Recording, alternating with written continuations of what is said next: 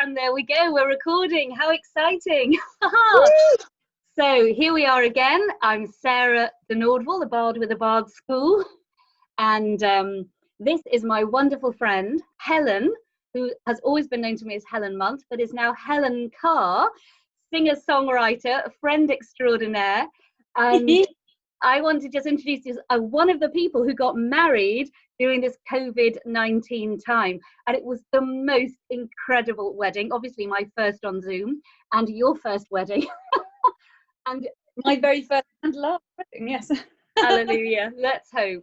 Absolutely. So please just tell us a little bit about what it felt like getting married on Zoom and Facebook, was it as well? Yes.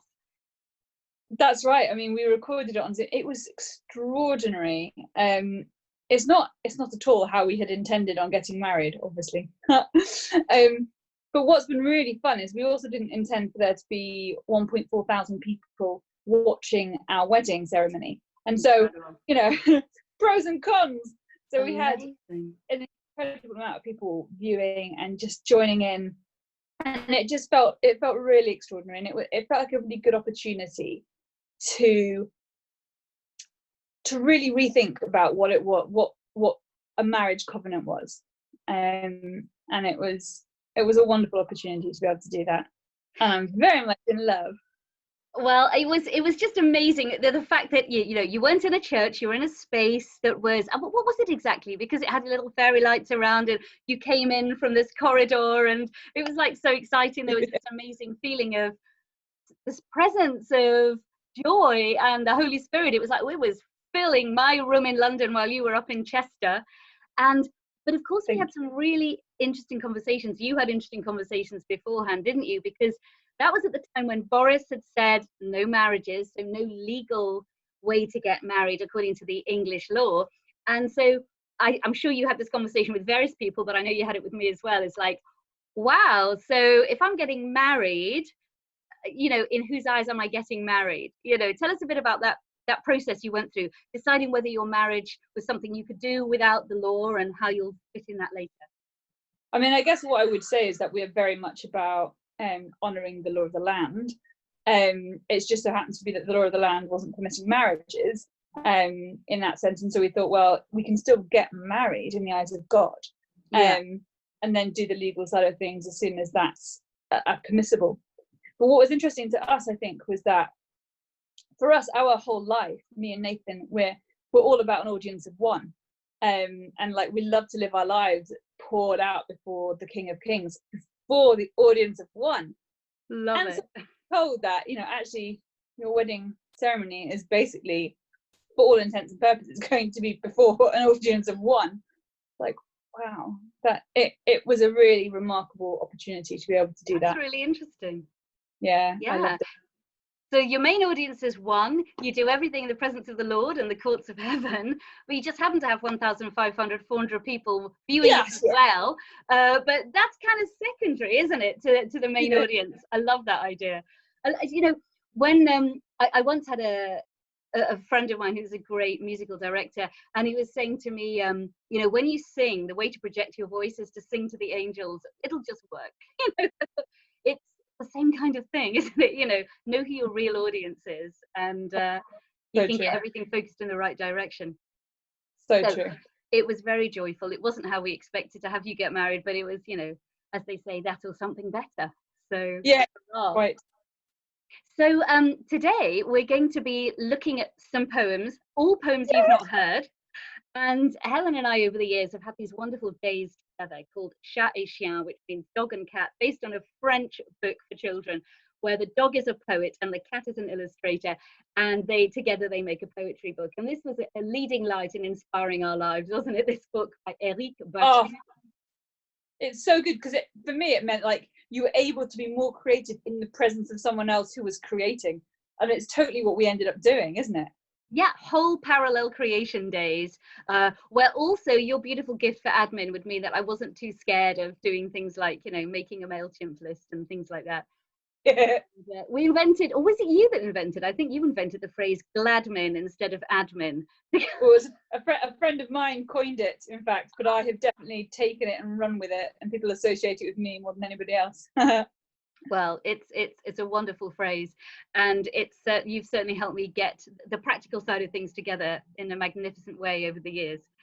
So yeah, so this is like a little bit of chat et chien time, creating something together. We would get together like the Inklings. You'd sing me your songs. I'd read you my poems. We'd have a chat about it. That's what we're going to do, and just see how it goes. So we thought, and I hope next time we might be able to do your songs, things you might have been writing recently. But with it being Zoom, you'll have to have them recorded first, I think, because they don't play too well over Zoom. They just live, so you make a recording. Sounds great. So when I did my first video, one of the bits of feedback was, oh, we'd like to hear what a girl thinks about that poem, because now we've heard from a guy. And I'm like, oh gosh, well, all right, fair enough, let's see. So we're going to start with the poem that Dan was talking about, and then move on to the other things that I've been writing in Corona time. Brilliant. Because of course it's been a time for introspection for the entire globe, and we just thought we'd have a little look at that. So let me see if I can open up the right document. Here we go. So you've not heard any of these, and no. I'm just interested to see what you think.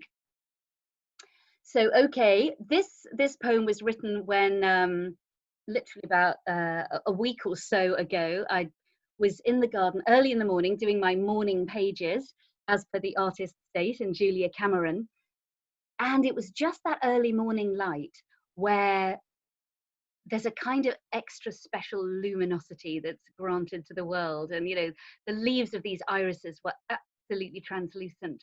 And in the middle of we just had the very beginning of the George Floyd killing crisis.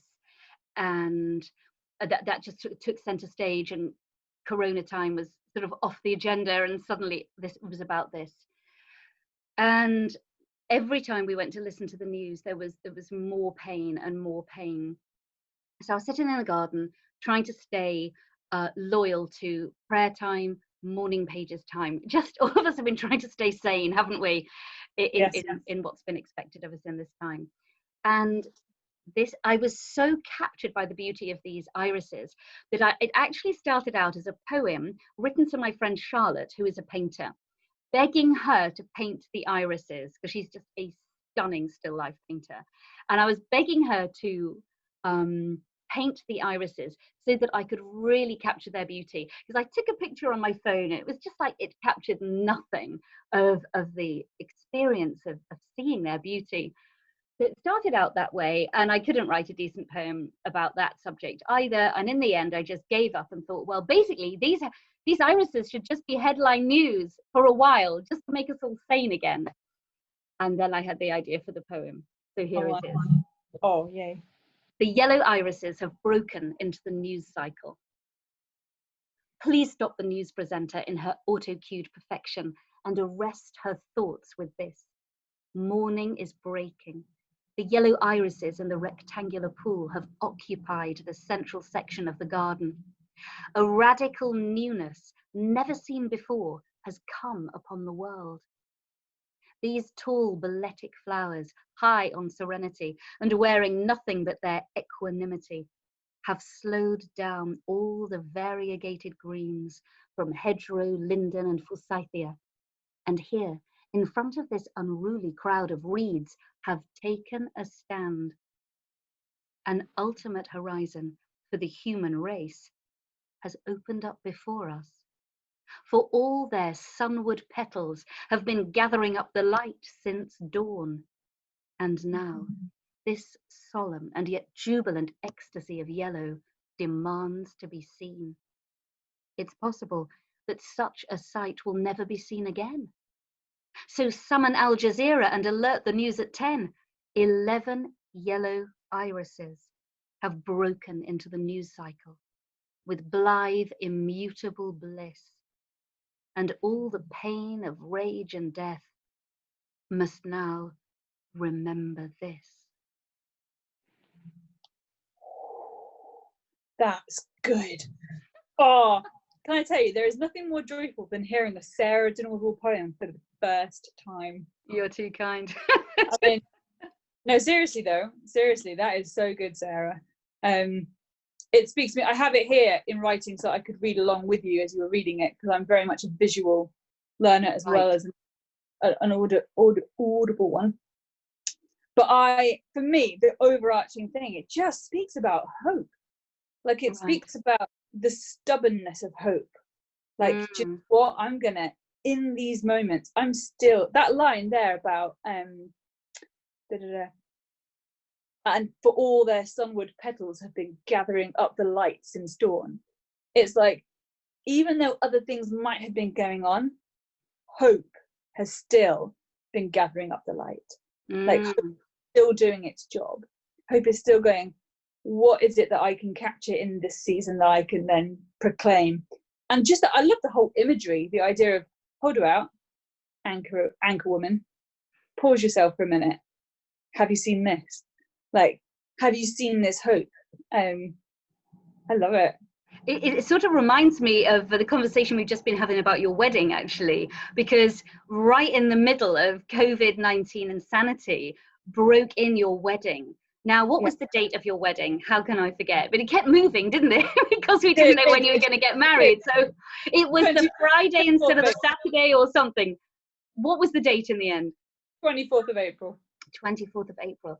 And it's what you've been talking about, this audience of one, because you and Nathan are both people who are orientated towards the light, you know, towards the sun.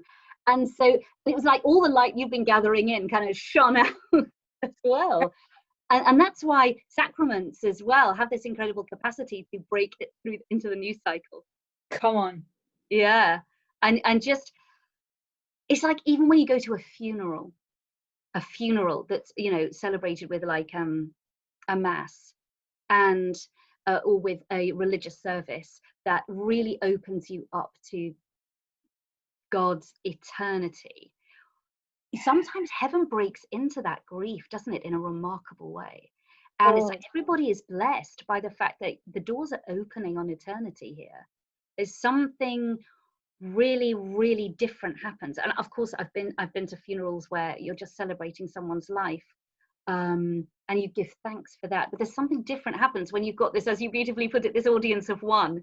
And it's almost like the irises have this sunward focus that gathers both the light but the uncreated light. I love this Russian Orthodox phrase, the uncreated light, which represents God's light, which was there before light was created. Come on. I don't know whether it's a complete tangent. It doesn't feel like it. I'm just reminded of that time when we were on a bus headed through central London, heading towards Marble Arch, and you said, I have someone very exciting to take you. And I thought, ooh, and you went, and it's not to do with food. I went, ooh. we were lost for ideas after that. Like, what? And you took me to this church where the nun had been sitting and looking at the Blessed Sacrament for just continuously. And it was a place. It was Tyburn convent, wasn't it? Yeah, Marble Arch. That was it. And so we went in and it was completely silent.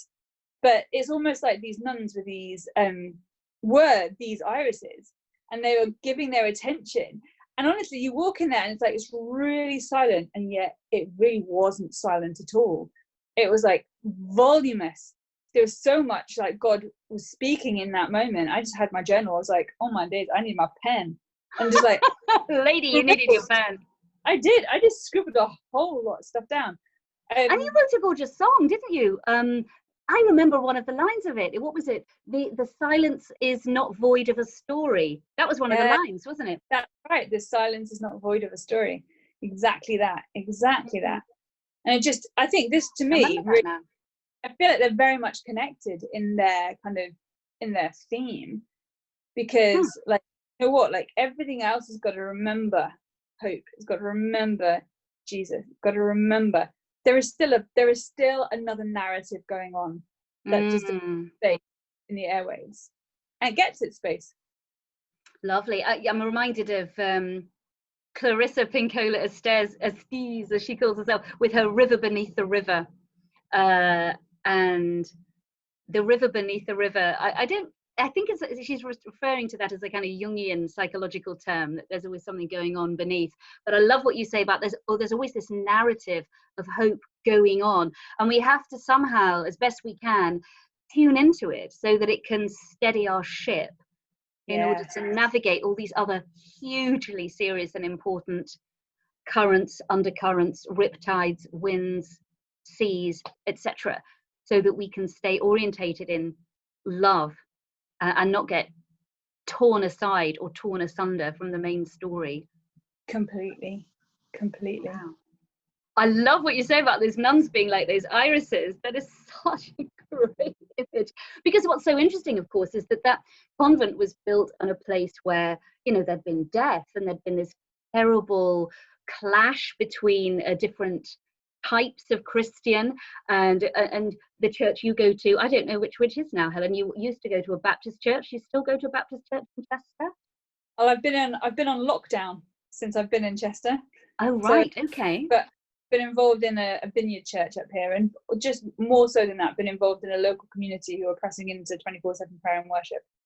So which is very much your thing, isn't it? So what were you doing last week? You were doing a bunch of worship things, weren't you, with your new husband, getting up at 1 or 5 in the morning with great excitement? That's right, 1:30 in the morning, and it's like, whoa, let's praise the Lord. That's through Burn 24/7, and it's so good. Such a great family. Fantastic. You and the Carthusians of the strict observance, I'll tell you. Fantastic. They'd be impressed. So on the site of that convent was a place where, there'd been terrible violent clashes, obviously, in the sense that, obviously Protestants, Catholics have done terrible things to each other over the ages. And, this narrative of hope is that, the Lord, we were talking, weren't we, about even Jesus has unanswered prayers, which I'd never really thought about before. You brought that up for me, and you said that he prayed for us to be one, and we don't know how that's going to happen, but somehow we've got to try and help Jesus's prayers be answered. I've never really thought about it in that way. And so that, like, friendship and love and sharing the excitement of the journey has got to be one of those things, and that can be across denominations, across religions, across those who think they don't believe, or they know they don't believe, or whatever. There's a pilgrimage we all share towards meaning and love, and how we do that requires a certain amount of elegance, doesn't it? Certainly does. And messiness as well, I think. Elegance and messiness, I like that. That sounds like a name for two goldfish or something, or a podcast. Yeah, interesting stuff. So, and I think the arts are a way to live that unity, because heart speaks to heart, really. And you can attend groups where, when you share your art, the differences just don't come up anymore. That's right. And that's so important. So good. So, my darling, I'm going to read you another poem, because I just love what you have to say about things. It's so great. I'm always remembering that line of John Lennon's, who said something like, I try to work out what my songs are about by singing them to other people. And I think there's an element of truth there, that unconscious material, or even the spirit speaking, it needs to be interpreted by others. It's meant to be shared. Okay, what am I going to go for? Okay, I'm going to go for Spacious. Okay, so something I did during lockdown, I'm sharing with one other person who is 83, so I'm very blessed that I don't have to be all on my own, I think. But one of the things we did over Easter was we attended online a silent retreat, as if we didn't have enough isolation. Wow. A silent retreat that was happening over the Triduum, which means the 3 days of, it means the Last Supper, the Good Friday, Holy Saturday, and Easter Sunday. And you, through that time, you're silent, you don't speak to other people, and you just pray these amazing mysteries. Okay, so I'd been quite low before it began. We were all kind of in a difficult place, but this just happened to be, I think, if I look at it, I don't think I've read it since, actually, possibly, but this is how I felt at the end of it. And I think I wrote this during Holy Saturday.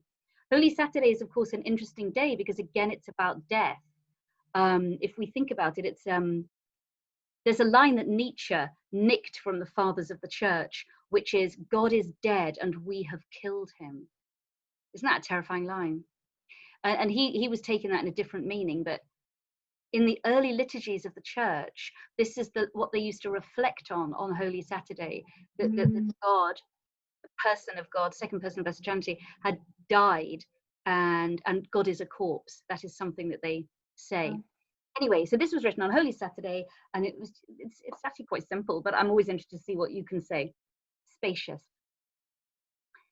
Spacious is the opposite of Macbeth. Cabined, cribbed, confined, bound in to saucy doubts and fears. Spacious is room for the caged bird to sing and take wing when the door is opened from without and within.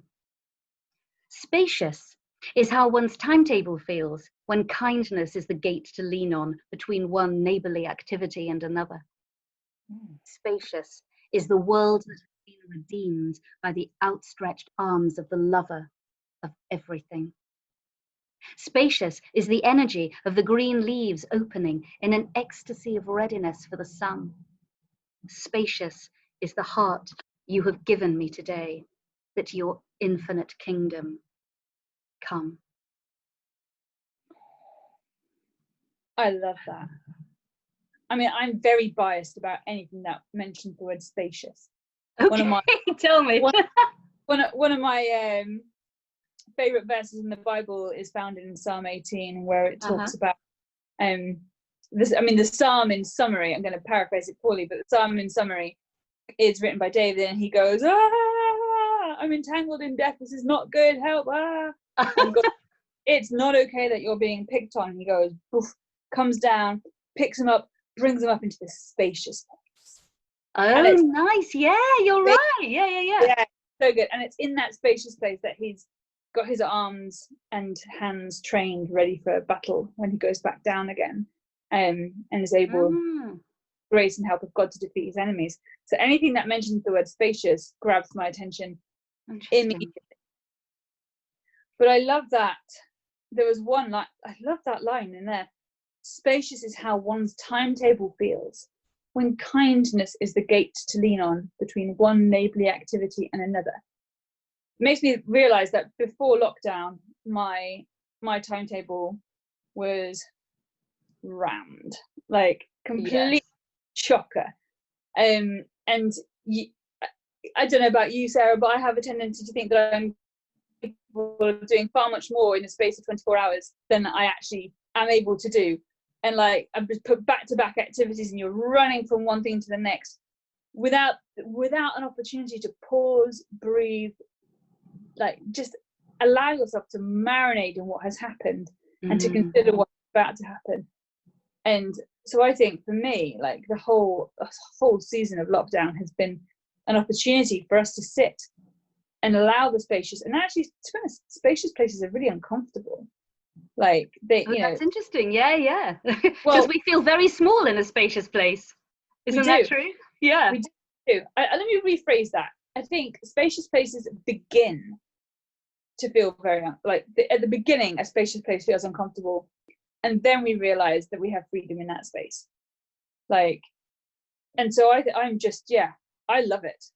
I think it's remarkable. You know that bit about Macbeth, the opposite of Macbeth. I was very, very struck by that line when we studied Macbeth at school, and the idea that when he realizes what he's done, and it's, what's done cannot be undone, and that line kind of went through me like a kind of, and he's killed the king, encouraged by his wife to do what he loved, he wanted to do anyway, and his conscience is starting to speak to him, and the language is just incredible. And I never forgot these lines: cabined, cribbed, confined, bound in to saucy doubts and fears. Now, saucy in that era didn't just mean it meant like terrifying, evil. Wow. It meant something alarming. And I think when we're cabined, we're in lockdown, aren't we? And yet at the same time, you can be in a spacious place. Yes. If you're open to the world within.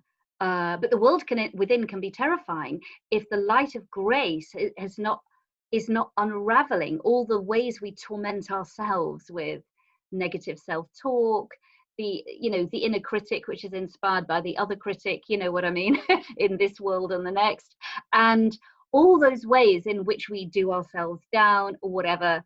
And it's a wonderful moment, isn't it? And what we often experience, well, I often experience that the most when I've spent some time in prayer, and suddenly the doors have opened and I'm no longer in that Macbethian space, because innocence has been given back to me, and it's not my own innocence. That's the difference.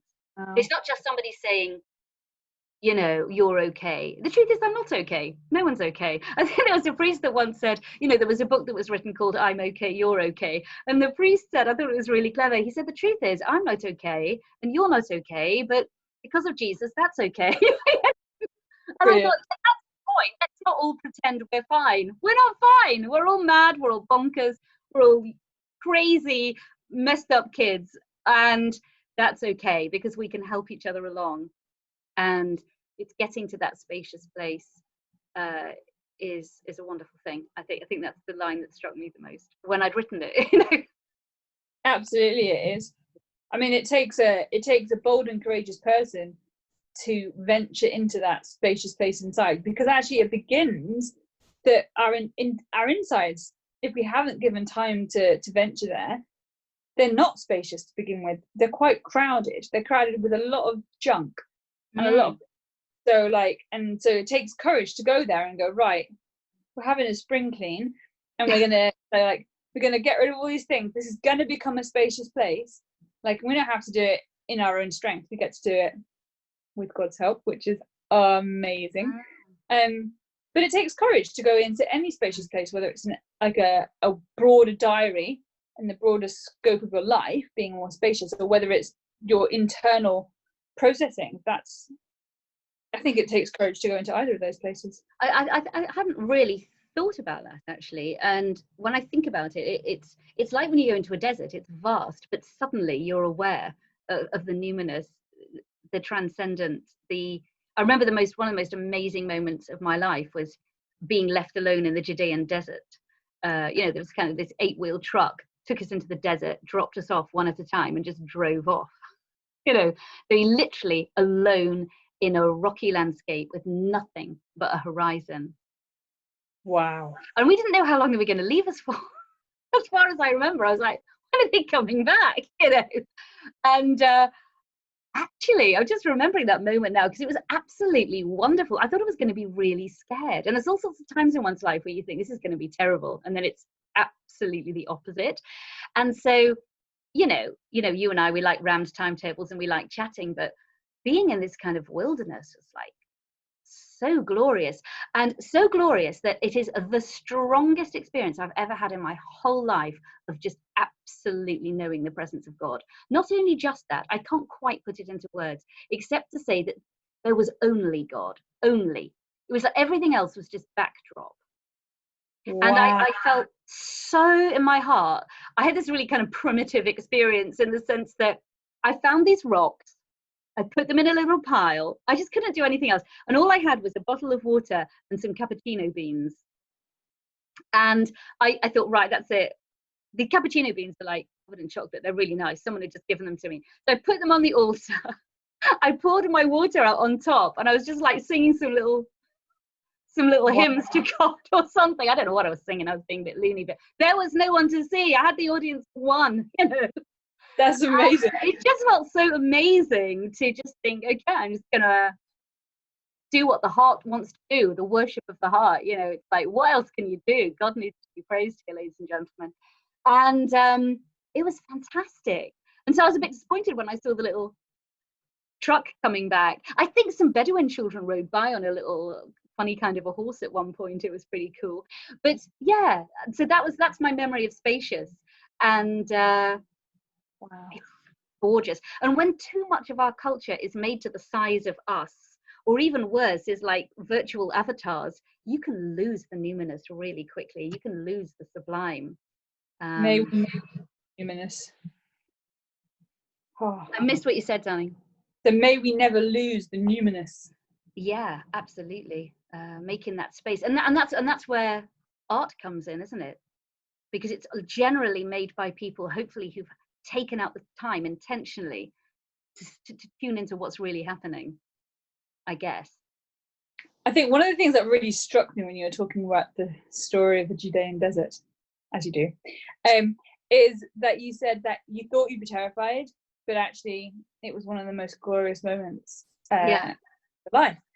And it got me to thinking, like, and I know that it wasn't an easy time for Jesus in the wilderness, but it does make me wonder, what was that experience like for Jesus when he was led into the wilderness? Like, were there those moments of only the Father, like those moments of, you know, here's my sacrifice that I can pour out on the rock and do my dance before my king, knowing that no one else is watching? Like, it just makes me wonder.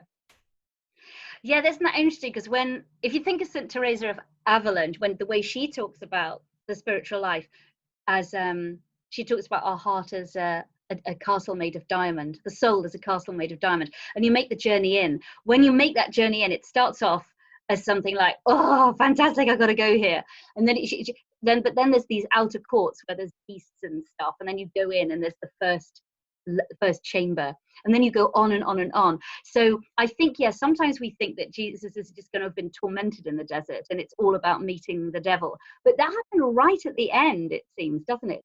First of all, there's this journey of joy and ecstasy, and that's what you see in the mystics too. You know, they are able to deal with the sufferings that they have to face because they've had those encounters of intimacy, and that gives them the strength to get through. You know, dare I make the parallel with marriage? You've got your ecstasy, and you're going to have some sufferings too. You're going to have some tricky times, but it has to take you through, and that's why, you know, the spiritual life is described as a marriage. You know, Jesus describes himself as the bridegroom, doesn't he? And John the Baptist describes himself as the one who is the friend of the bridegroom.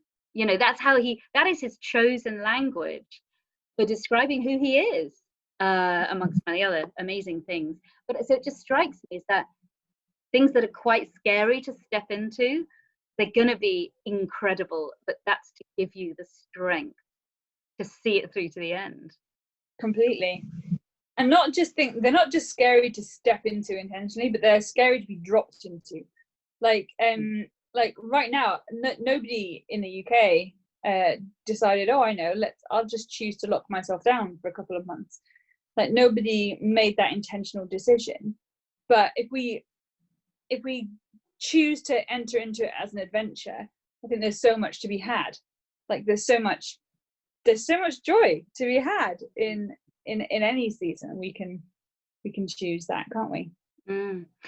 I think that this is the exact right moment for doing the next poem, which is Rightsizing, because, you know, one of the first things that happened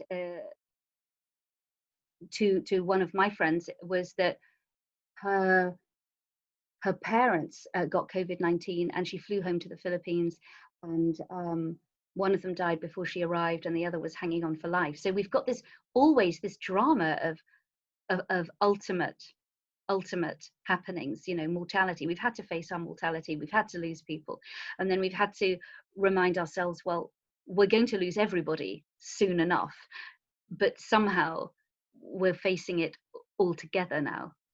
And so maybe I'll just do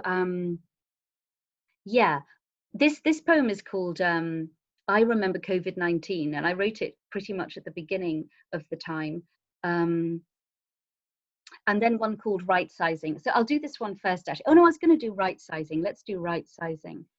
I forgot to get it. Oh, there it is. Okay.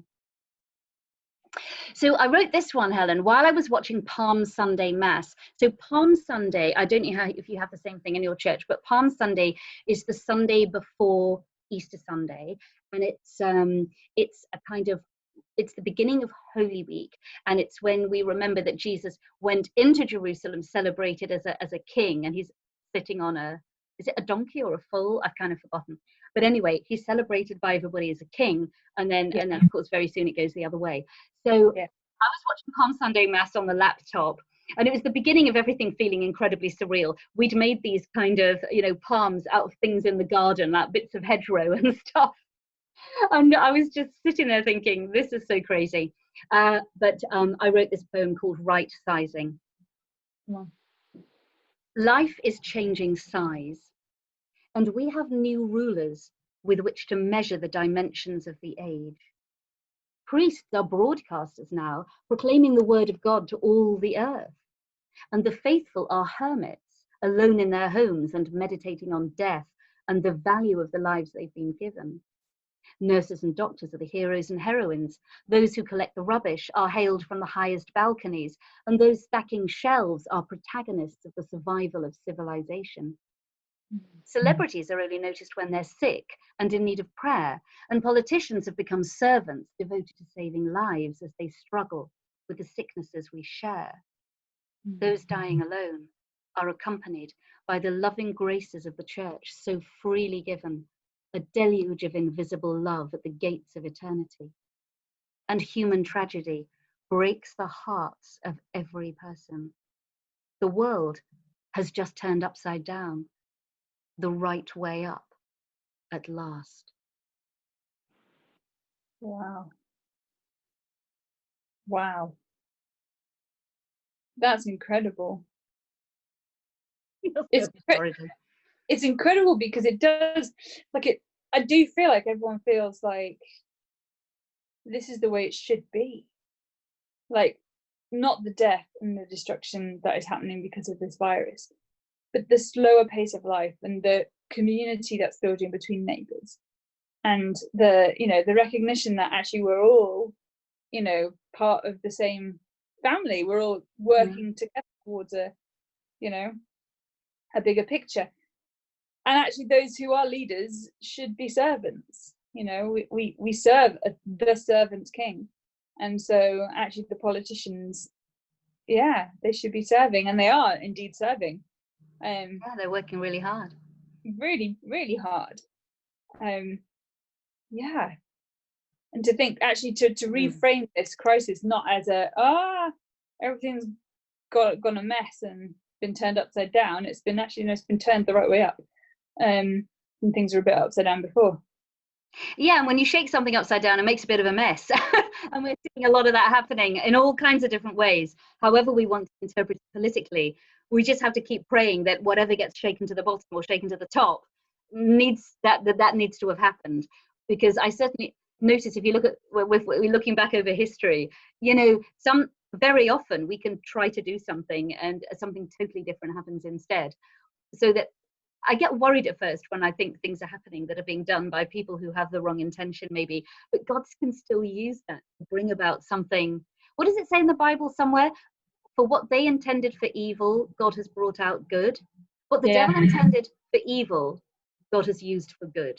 So that is one of my anchors of hope. Even when I see some really scary things going on, I'm like, okay, check yourself, Sarah, pray for your friends who you think might be involved in things that might be a bit scary, and just let God work. Definitely. And it's a great opportunity to celebrate each other and what we all contribute. And like, I was really emotional when we did the Thursday night clapping.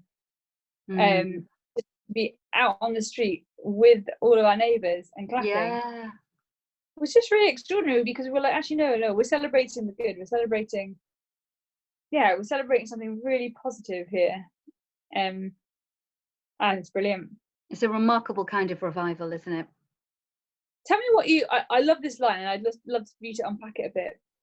Was where we have new rulers with which to measure the dimensions of the age. Yes. So what that meant, I think, as I wrote it, it was like, we've got a different measuring stick now to understand what this era is actually about. And so, of course, it's playing on the word rulers and rulers. So we're recalibrating ourselves, which you will understand as a mathematician. So we're recalibrating ourselves, whilst at the same time something else is ruling over us, which is a tiny, tiny, tiny virus, which we can't even see. Yes. And the fact that we're right-sizing ourselves means we're recognizing that, oh my goodness, we're not all powerful. Yes. We actually have to surrender to something that, we can't entirely control. And I've been very interested over the years in trying to work out the difference between magic and grace. It's been a theme in my mind for decades. What's the difference between magic and grace? Especially since the word magic is often used to describe things that are quite graceful and enchanted in a happy way, that the language is confused. But the difference between magic and grace, in its essence, is that magic, in its darker sense of the word, is about trying to control reality by leveraging spiritual forces. Mm-hmm. Whereas grace is surrendering to the one who actually is in control and then entering into a relationship that changes everything. That's so good. And so, in a summary, magic and the dark arts are my will be done, and the life of faith is thy will be done. Mm. So that's some of the things inside of that line. It's good. So it's like, who's in control? And, because God is gracious, as you said, he's the servant king. He's not the king that dominates and oppresses, but the one that exists to lift up, Yeah, completely. And so I was saying, what more powerful a prayer is there to pray than thy will be done rather than mine? Like, to choose to come and also, what more powerful impact does grace has such a more powerful impact than magic does, like. And so the fruit. You see, it's very interesting. I was reading an article this morning about how there've been witches included in the political struggles in America, and they've been sending around prayers and curses to curse policemen with, and there's black candles and burning and writing the names of people on pieces of paper to hex them and curse them and all the rest of it. And I think I was talking yesterday or the day before, yesterday, to a friend of mine who has a PhD in anthropology, and he went and studied a shamanistic tribe somewhere in Latin America. And we were having a very interesting conversation about, as it were, intercourse with spirits in the spiritual realm, and how witchcraft is suddenly being taken on by a whole generation who don't actually believe in God necessarily, or even if they sort of do, they don't sort of want to obey God. They want to kind of have a kind of a spiritual life, but without worship. Do you know what I mean? Yeah, they want. So you can see that they're attracted to transcendence and nature, and it's wonderful to be attracted to those things. But what they've decided to do with that, at least in this instance that I was reading about, is they've decided to use it to control and harm other people. Mm. And what's so fascinating is that should have in any way have started to align with a political kind of scenario that's actually strictly quite secular.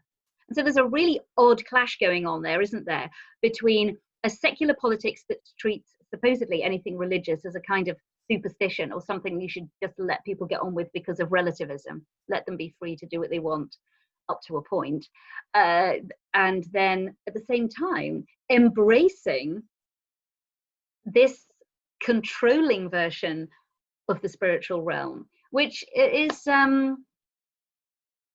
quite odd, really, isn't it? It's a bit paradoxical.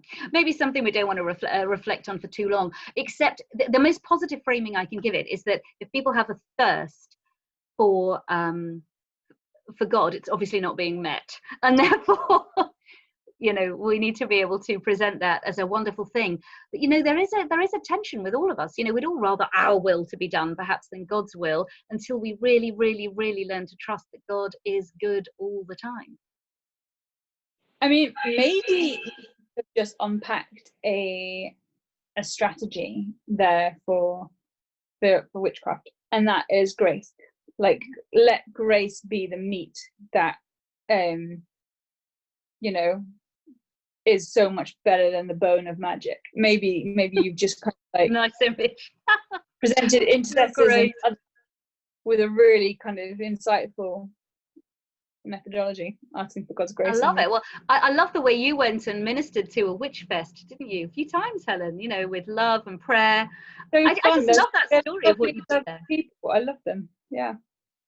What was it you did? You did about 24 hours of prayer, didn't you, and worship? And then didn't you offer people words of knowledge to help them on their path?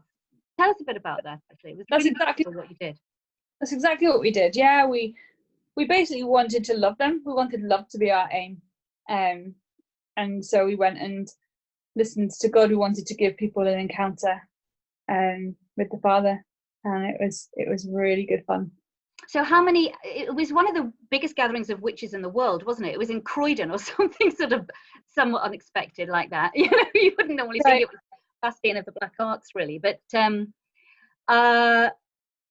and so you offered people, you prayed for them, and if you got an image, you spoke something beautiful into their lives, and then they asked you who your medium was. Wasn't that what they were asking or something? That's right. That's right. They just often ask, you know, who's your medium to the Creator, and you know, we talk to the Father through Jesus, and they're like, oh, it's interesting. And once they've had an encounter, it's, you know, it's hard to take that away from them. Yeah, because they've received something that blessed them. And I think lots of times people have had experiences where they absolutely have not been blessed by their experience of church. I mean, I watched the film Gandhi the other day as a way to try to get to grips with what did I think about the way the whole George Floyd situation was being treated, listening to all these different voices and narratives. So I thought, it was actually my lovely, wonderful 83-year-old housemate stroke landlady, amazing person who I live with, who is a super incredible woman. And she used to work in a warrior tribe in Africa as a midwife. She's incredible. She tells me some really great stories, you know, over the breakfast table. Brilliant. And she said, why don't we watch Gandhi? So we thought, yeah, let's watch Gandhi. And so we were watching the story of his life and how he was a young man, a trained lawyer, Cambridge University, of Indian descent. And he was going out to South Africa to work as a lawyer, and was absolutely astonished that he was getting thrown off this train because he was considered black. And he was like, I'm not black, I'm Indian. And they were like, get off, Kafir. You know, it was pretty horrific. You know, all racism is just horrific. Anyway, what was remarkable and tragic, I don't think it was included in the film, but it was in a book I read about him, is that he had been reading the Beatitudes. He read the New Testament with great fascination, and the character of Jesus completely captured him. And he thought, maybe I should be a Christian. And so he went into a church in South Africa. And when he went in, and of course the gospel teaches, you know, don't favor one person over another. We're all God's children. So he thought that maybe the church would be living up to what it said in its founders' book. But oh no.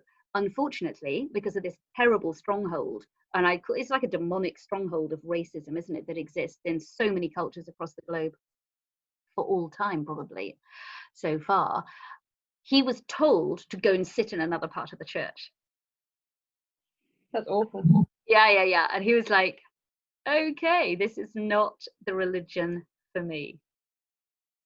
And isn't that just a thing, you know? It's like, wow, if we don't live up to the ideals of the founder, I mean, so think what changed because of that. So I mean, he has the most remarkable respect for everybody else's spiritual path, but his views were pretty clear, you know, the poor in spirit, and that he took those ideas and ran with them. There's a whole video that I would love to make about E. Stanley Jones, the amazing, was he a Baptist? I'm not sure, but he was a remarkable preacher. And he wrote a book called Christ of the Indian Road, and it was about Gandhi.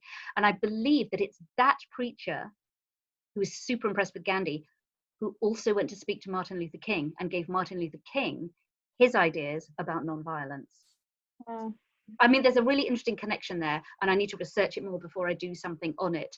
But E. Stanley Jones, he is worth researching. Sounds amazing. Yeah, incredible. I am wanting to drink up your insights, so I'm going to read you another poem. Have you got time? Or when do you have to run off? I don't know how long we've been chatting. We normally do 8 hours, don't we? But we might not have time for that today. Let's do one more poem.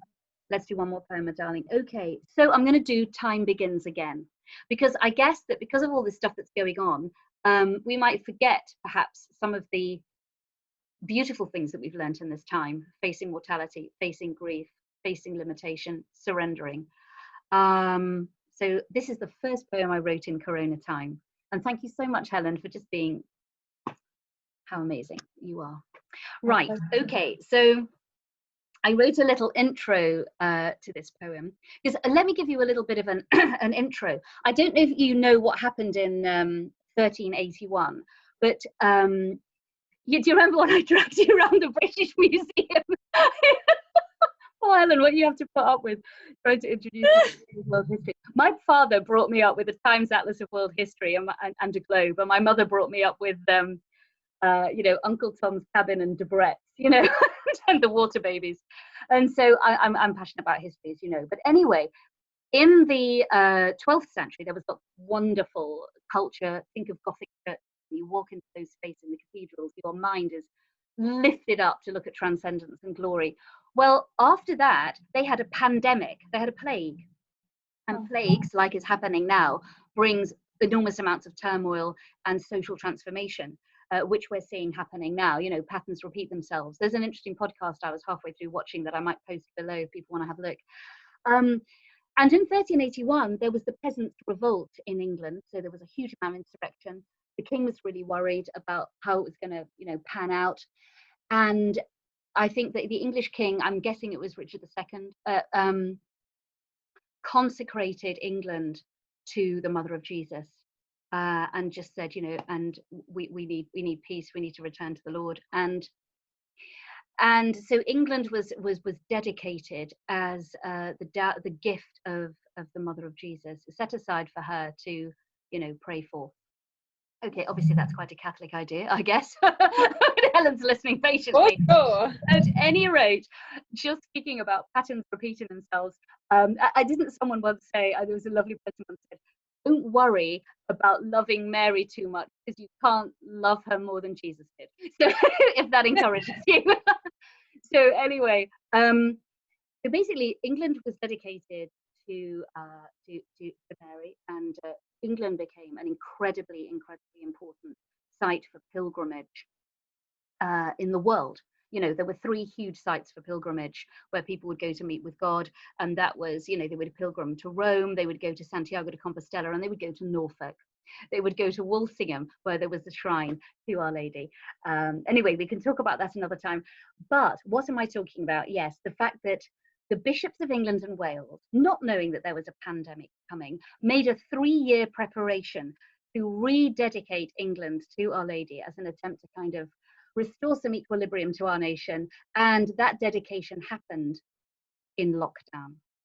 Wow. And the interesting thing about the insight of the particular message of the Shrine of Walsingham is the Holy House of Nazareth. You know, whatever you think of Marian apparitions, I'm not sure, we could talk about it another time maybe, but is this lady in a dream, Richeldis, she felt that she was being asked by Our Lady to build a replica of the Holy House of Nazareth in order to show just how simple it was and how little it was, and that there the Annunciation took place. An angel came and said to a woman, asked a question of a woman, didn't tell her, but asked her, you know, and there, in a way, time began again, really, didn't it? So the whole idea of the shrine in Walsingham is that we would celebrate the joy of that Annunciation, the Annunciation to Mary, the moment where God became man. And the whole of human history actually turns about that fulcrum, which is, you know, man is now destined to be drawn up into the Trinity in a way that was much higher than the original creation, which was, there we were in the Garden of Eden, nicey, in union with God, lovely, but we weren't destined for the same kind of thing we have now in the incarnation. How it's a new one. It's a big reveal, you know. It's a big new plan. Big reveal. So that is the little intro to this poem, is that we were experiencing, at least Catholics and their buddies were experiencing, this remarkable rededication of England. And it happened instead of a huge party in Walsingham, we were all in our own little house at home. It was kind of interesting, isn't it, symbolically? So that's where this poem began. And I'll just read it to you, darling, and no doubt you'll have something completely wonderful and unexpected to say, as ever. Unless I've just managed to close my document. Oh no, here it is. Let me open it and use my brain. Here we go. So here's the little intro. It says, no matter how hard the devil works, God is always prepared. 3 angels, 3 homes, 1 cosmic destiny. What happens under one roof can change the world. And so this poem was written for the Feast of the Annunciation in a time of plague. Because as Catholics, we celebrate the Feast of the Annunciation on March the 25th, because it's 9 months before December the 25th. Okay.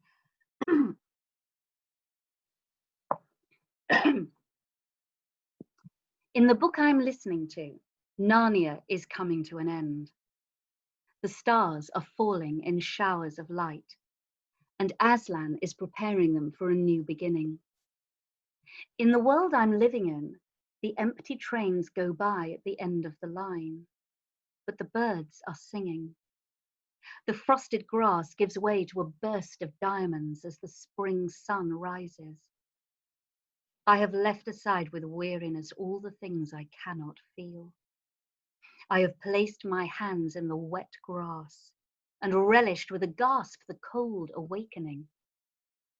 The sky is empty of all but light, and we have returned to our dwellings, like the ancient Israelites, each to his own home, to await the passing over of the angel of death.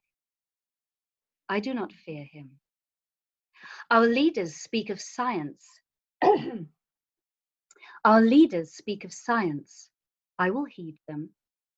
But a creature from the liminal world will not be defeated by social distancing.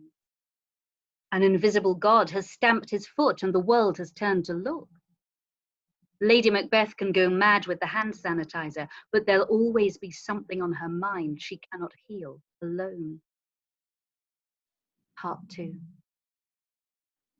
In a house in Nazareth long ago, a girl was working at home. The smallest life imaginable, but to her the angel came. She was not unacquainted with the ways of heaven, but this was a breaking through. No one heard, and no one knew, but the devil turned to look. Her yes had placed her in his line of sight, and now the war was on. But God was sheltered by her loveliness and her heart of indomitable freedom. Herself for him, and he for her. Being made from her, she made by him. There never was such unity of purpose, life, and will, existing in one place, a simple home. So I should never brush aside the purpose of my will, my hands, my home, my single resting place. For though the demons scheme and dynasties may command and sway, the girl from Nazareth and the God within can teach me to obey. And for under foreign orders too, she went to register for tax at Bethlehem, and thus the will of God is done, by orders of the ones who know precisely nothing of the life within. And yet, salvation is begun, and all planned long ago, and this war won. That's a good poem. It's not one I had in front of me to read, but there are a few bits of it that really stood out for me, and I hope I can remember them. But like the first bit that stood out was the hands in the wet grass. Oh, like, right. It's almost like, there are things that are around us that have always been around us, but we just haven't had the capacity or the time or haven't given attention to. And so we can be awake, we can be made awake by the things that have always been around us, and we're just taking notice of them. I love that bit about the war is on. Like, she's now in his sights, in the sight of the devil, but the war is now on. And then it comes to the bit which I think is the kind of the pivotal bit. Maybe you could read the bit again. Which bit's that, my darling? Shall I WhatsApp it to you or something? Am I brainy enough to do that? I'm not sure. Let's have a look. Don't worry. It's just the bit which says, like her in Nazareth and God in her. Oh, okay, darling. Yeah, let's have a little read of that bit. Oh, yeah, the part 2 bit. Okay, yeah. Right, yeah. But God was sheltered by her loveliness and her heart of indomitable freedom. That made me think of you, actually. Herself for him, and he for her, being made from her, she made by him. There never was such unity of purpose, life, and will existing in one place, a simple home. So I should never brush aside, excuse me, I'm getting tired now. So I should never brush aside the purpose of my will, my hands, my home, my single resting place. That's For the demon's scheme. Yeah, and all of that. Yeah, just that whole idea of, like, you know, yeah, not brushing aside. I think that it, and it was actually a tiny bit just after that, I think, where it hit the pinnacle. But like the whole kind of like not brushing aside, because actually he's in us and we can do anything through him who strengthens us. Yeah, oh, that bit about can teach me to obey. Yeah, though demons scheme and dynasties may command and sway, the girl from Nazareth with the God within can teach me to obey. And I think that's the point, isn't it? The girl from Nazareth with the God within. Yeah, you know, because I was reminded of the the moment, you know, the Feast of the Visitation is when Mary comes to visit Elizabeth, and Elizabeth cries out this special cry of the Holy Spirit, which apparently is the same cry that would be given when the tabernacle was brought into the camp. And so it's like the tabernacle is brought in, and that tabernacle this time round, because the Bible's full of what happened in the old will happen in the new, you know, it keeps mirroring, doesn't it? And so in comes the tabernacle, which is Mary with Jesus within. And it's like we as believers now can all say that we have God within. So we might be locked in at home, but as St. Hildegard said, every person is a universe. But even more than that, once you have the life of the Trinity, it's inside of you. That's pretty amazing. It's incredible. Reality, isn't it? That's kind of the anchor of hope. So good, Sarah. I love your poems. And I hope that you keep continuing to share them with the world, because I think that they do unlock things and they enable conversation to happen, and they bring hope, and it's your calling. It's your calling. I think artists' callings can be a bit scary, actually, because it takes such a long time to create the space around the other things in one's life in order to have the peace and quiet to create sometimes.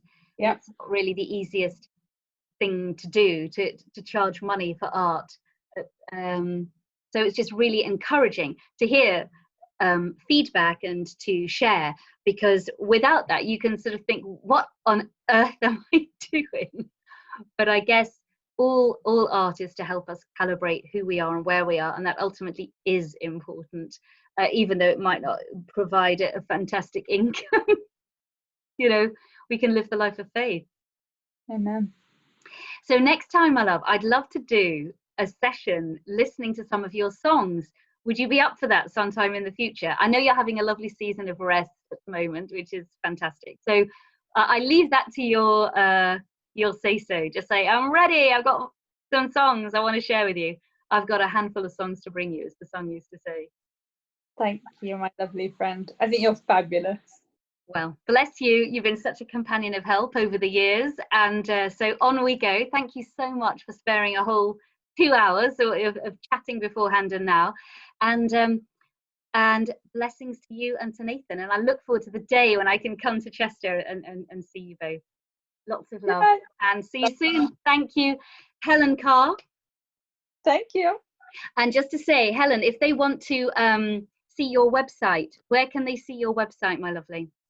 Because you've got poems, haven't you, on there, and songs and albums and gorgeous things. So currently you can find me under my maiden name. So I'm still, if you go to www.helenmunt.com, that's currently where you can access all of my stuff. Fantastic. And if anybody wants to make comments underneath about the lovely things, hopefully, that you've heard or controversial, please enter into the conversation. If anybody wants some poetry mentoring, I do offer that on Zoom. I've presently got some fantastic people I'm working with. It's such an honor to receive a pile of people's poems and help them to anthologize them and dig into them. It's a joy. If anybody's interested in that, just email me or put something in the comments, bardschool@gmail.com. And we're going to be doing podcasts, videos like this every week. So thank you again, everybody, and lots of love, Helen. Thank you, Danny. See you soon, I hope. Bye. Bye. I've got to work out how to turn it off now. Thank you.